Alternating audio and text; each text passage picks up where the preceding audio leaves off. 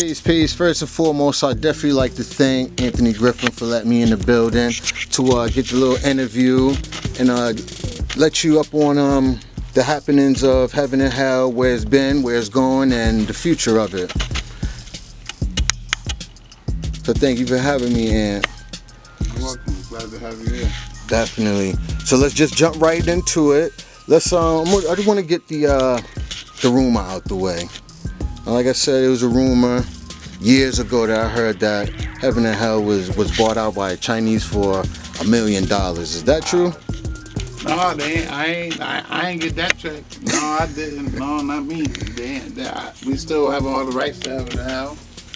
Heaven and Hell was copywritten and trademarked back, I want to say 1995, 1996. That was part of a licensing deal I was involved with some people that were from North Carolina, and basically that happened, and part of the deal was that my logo, which is the H logo with the fire and the flame, be trademarked, and so basically that was secured, and we ran that all the way through 2004.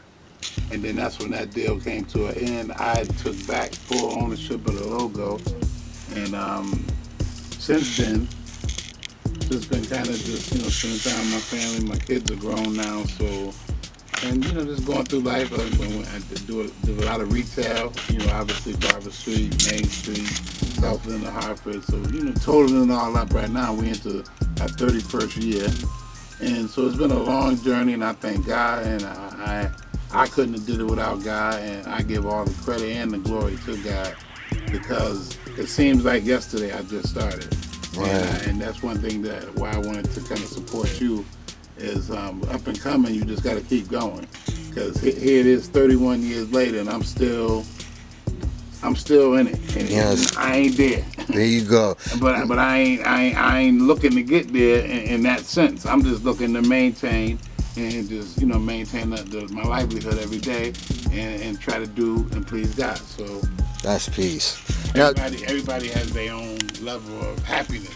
This is my happiness. So I'm glad. We didn't sell the logo. We didn't sell it. Everything is ours. I'm glad you said that, man, because one thing I wanted to ask you was, with the longevity of your brand, how was it in those first couple years, whereas you wasn't getting, or I'm not going to say you wasn't getting, but was there friction from friends, family? Was it a pushback? No. I mean, because people stop speaking. Yeah, and people expect things for free, and all those that come with it. But this is a business. You got to recognize it as a business, and you can't treat it any other way. If you allow it to be treated any other way, that's the way it's going to go. But at the end of the day, you got to cover your costs. What's the sense of making a purchase and then giving it away? Yes, we encourage charity for those that qualify for it. Mm-hmm. But this is a business. This is how I make a living. So it gets in the way sometimes when you allow it to. But business shouldn't be that. If you support me, I'm gonna support you. And where we meet on that's where we come to a good price. So outside of that, you're gonna have your normal people that think they're entitled to what you have, that's just an unfortunate mentality. So take me back. June 95, you started this company, Heaven and Hell. What was your inspiration? I got out of prison. I did most of the 80s in prison. I got out late 80s. I came home, but while I was in prison, I started to understand, and I found the religion of Islam. I accepted Islam, Orthodox Islam, and I took my Shahada, and I started to view life through the Quran and through the life of the Prophet Muhammad, and how that whole movement or that whole ideology or that whole way of life influenced the world, and I was with it. And from that, it taught me to recognize that if I did good in God's eyes, I was the number one person in the world. And nothing that never told me that. And so in this, and if you you're into scripture, in the Quran, I think it's chapter 49, verse 14, 15. It talks about that if the righteous is verbatim. I mean, not verbatim, but basically the righteous ones that are in God's eyes are number one in His eyes. Basically, that's what it says. That's the gist of it. And that was powerful. And from that, I just took it on, took Shahada, and then I started realizing that I had talent. My talent was I could read and write. And I started reading and writing for other inmates, and then the next thing you know, I had a store inside the prison. Oh, wow. And I started doing 2-for-1s, basically. When you come in and you need this, that, and the third, you would see me and you might spend $15, but you would have to give me like maybe 25, 30 back. And before you know it, I was running the prison where I was at. And it was just, by the grace of God, I was conducting business. And when I came home, I was like, wow. I mean, I got so adapt to running businesses, and now I was getting respect that I realized that I didn't have to pop game or anything or steal. I could just have a product and that I could sell. And then once I started getting into the clothing business, like I said, late 80s, early 90s, I went to a friend of mine, Ellis Echeverria, and I had this idea, because it started coming to me that, damn, all I had to do all this time was do the right thing, and I could come off like this. I had a car, I was saving money, I was traveling, boom, boom, boom. And I was working, and I was getting respect, and I wasn't stealing, I wasn't doing nothing bad, and it was beautiful. And I was like, wow, this is like heaven or hell. Then I ran into a friend of mine, his name is Kay, his brother is Raekwon, and they were in the process of dropping the Incarcerated Scarface's album. And I hung out with them a few times, got a clip of that Heaven or Hell cut, and that just kind of put the stamp on it. That was the synchronicity right there. Yeah, that was just like my anthem right there. And then, we got along, we started vibing, and then next thing you know, I went to this guy, Elvis Echeverria. He's a very talented artist. He's the ultimate artist. That's all I can tell you. Anybody from Hartford would know Ellis Echeverria. He's from Hartford. They grew up in Sands Project. Oh, wow. And I told him what I was thinking about. Man, I started to realize consequence meant if I did wrong, I would be in hell, and if I did good, I would be in heaven. Wow, that's the same thing as religion, but it's not religion. I can relate to people, and it was boom. So I said, Ellis, draw me a logo. And the logo that you had on the card, that you got on the card, he gave me 3 different ones. He gave me 3 different ones, and I picked this one.